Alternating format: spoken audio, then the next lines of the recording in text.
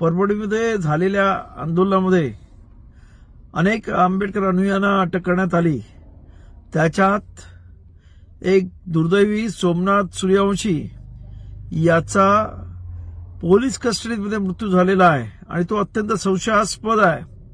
आणि त्यामुळं आमची मागणी आहे की जेवढ्या जणांना त्या पोलिसांनी पकडलंय त्या सर्वांना सरकारने ताबडतोब सोडून द्या, त्यांच्यावरचे गुन्हे काढून घ्या।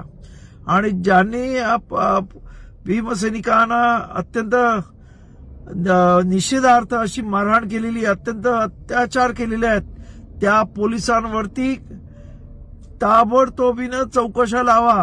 आणि उद्या माझा आंबेडकरी समाजा नव्हे तर या इथं जे संविधान प्रेमी आहेत त्या संविधान प्रेमी सर्व जनतेला आव्हान आहे की उद्या आम्ही 16 तारखेला या संविधान वाचवण्यासाठी आणि संविधान विरोधी काम करणाऱ्यांच्या विरुद्ध अख्खा महाराष्ट्र बंद करत आहोत।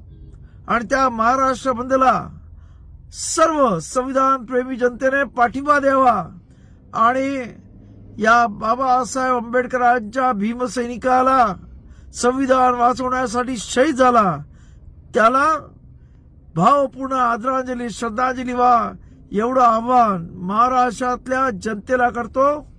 धन्यवाद। जय भीम, जय महाराष्ट्र।